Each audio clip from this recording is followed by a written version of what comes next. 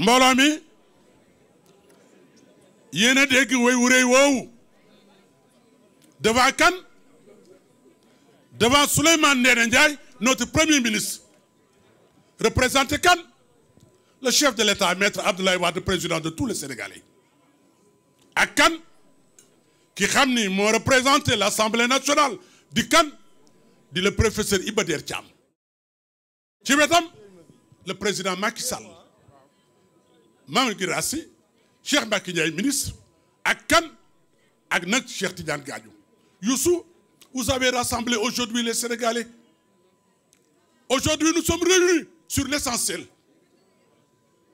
ak kan sama xarit bi sama soppe bi ki xam ni ca dëgg-dëgg réew mi yëpp xam nañu ko dans la plus grande discrétion Alhaji Baba Diaw monsieur le premier ministre bég nunu kontaan nunu mbooloo mi yëpp Sénégalais gi ñëw tey Sénégalais fi daje ñëpp ndax kan ndax bëgg nu Youssou Ndour lu waral loolu amul benn front bu xam ne Youssou Ndour am na ko ci réew mi fu ko neex dugg fu ko neex dem ndax lan masul wax lu ñaaw Youssou Ndour masul def lu ñaaw Youssou Ndour kenn masu ko àtte Youssou Ndour lu mu bëgg mooy bëgg rek le Sénégal rek ci dëgg-dëgg nekk benn monsieur Youssou Ismaïla aujourd'hui nag nous avons Youssou Ndour nag Youssou Marie Sène nag ñu ko fi xam bariwul mais dëgg yéen Youssou nee na ca dëgg-dëgg sopp Cheikh Sidi Ahmed Tidiane lu tax loolu mooy ba Youssou Marie Sène maamu Youssou appel Boubacar Mbuub moo jur ndeyam ji mu daan Bakar Si ak Alaaji Mansour di nuyu nag maître Madické Niang ñoo ngi lay nuyu ak di la ñaanal yàlla may la gudd fan yàlla may la wér lii Youssou bëgg na ko peuple Sénégal bëgg na ko nation bi bëgg na ko RFM mais bu seen signature ñëwul woon lii du am kon su ngeen demee ca dëgg-dëgg couleur ngeen xew wi ndax Youssou Ndour jàmm rek la bëgg ci réew mi Youssou Ndour lu mu bëgg ci réew mi mooy ñëpp naa seen bàyyi daan wax seen maam ja Alhaji Abdoul Aziz yal na yàlla tàppe xol yëpp Youssou Ndour dafa bëgg xol yëpp tàppe Youssou léegi nag kàddu gaa ngoog di nuyu nag sama xaritu bopp nag kii xam ne su woowee le chef de l'État wala moo le premier ministre day wax balay kenn wax na Mansour Mbaye wax muy Mbagnick Diop le président Macky maa ngi laa nuyu bu baax di la nuyu bu baax ak di la gërëm nag ak di la sant ndax ca dëgg-dëgg sama wëllëre nga di sama xarit à vous la parole ndeysaan kan ndeysaan l'artiste le plus célèbre de l'Afrique l'artiste le plus célèbre du monde l'artiste le grand Sénégalais Youssou Ndour à vous la parole.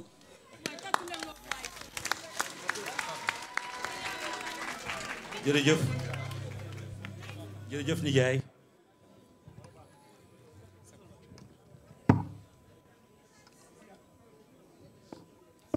Monsieur le Premier ministre, Mesdames les ministres, honorables députés, Mesdames, Messieurs les leaders politiques, Mesdames, Messieurs les leaders de la société civile, Monsieur le directeur du groupe Futurs Médias, Mesdames, Messieurs les directeurs généraux, Mesdames, Messieurs les patrons de presse, chers personnels du groupe Futurs Médias, chers guides religieux, chers partenaires, chers artistes, chers amis, chers invités.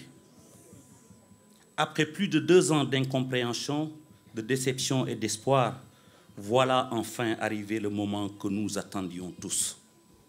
Le démarrage des activités de la télévision Futurs Médias. C'est un grand moment de bonheur pour moi, ma famille, mes amis et tous ceux qui m'ont soutenu, accompagné et permis de croire encore et toujours à mon projet.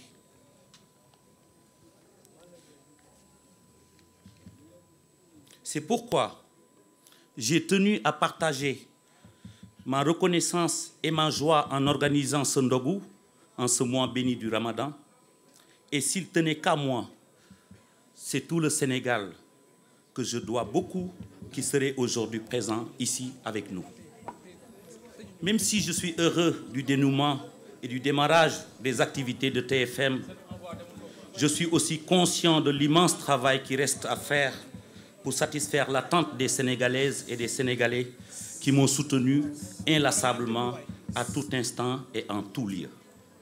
Dans un monde de plus en plus affecté par la vitesse de l'information et la force des images qui nous parlent, il est heureux de constater que l'État du Sénégal a pris, le 11 mai 2010, la bonne décision d'autoriser la diffusion de TFM. Il ne pouvait en être autrement. Ne pas aller dans ce sens aurait été contraire à l'esprit et à la liberté d'entreprendre. Mais il convient de dire aussi que l'aboutissement d'un projet au Sénégal passe par la souffrance et parfois le découragement. Une réflexion s'impose afin que se réalise le rêve sénégalais. Je dois dire cependant que je n'ai jamais douté parce que j'ai toujours cru et su que TFM émettrait tôt ou tard. Sans relâche, j'ai utilisé pas à pas, avec ma foi, mon énergie et mon espoir pour mobiliser l'argent que j'ai gagné à la sueur de mon front afin de financer ce projet. Qu'Allah, seul décideur du sort des hommes, en soit remercié, car il m'a donné le courage et la force de créer TFM. Comme vous le savez, TFM est une télévision culturelle. Mais qu'est-ce qu'une télévision culturelle? Léopold Sédar Senghor a dit que la culture est au début et à la fin de tout. Je vous invite donc à vous attarder sur cette réflexion: où commence et où finit la culture? Le débat est ouvert et TFM vous promet de l'animer. Je ne m'attarderai pas sur l'investissement financier et humain qu'a nécessité la réalisation de TFM. Sachez que j'ai investi, que j'investis et que j'investirai, Inch'Allah, pour notre cher Sénégal. TFM a fait et continuera à faire les efforts nécessaires pour offrir aux téléspectateurs les meilleures émissions possibles. En vue de vous satisfaire, j'ai pris le pari de réunir une Dream Team, c'est-à-dire une équipe qualifiée, motivée et compétente. De plus, comme pour l'Observateur et la RFM, je vais laisser cette équipe le soin de décliner leur programme de la TFM, la télévision étant une affaire de précision et non d'improvisation. Pour l'instant, TFM n'est accessible qu'à Dakar et environ. Nous attendons donc de l'Agence de régulation des télécommunications et des postes les canaux nécessaires à une diffusion plus large à travers tout le pays. Je ne pourrais conclure sans remercier toutes celles et ceux qui, au Sénégal comme ailleurs, m'ont manifesté leur soutien durant la longue période d'attente de l'autorisation d'émettre.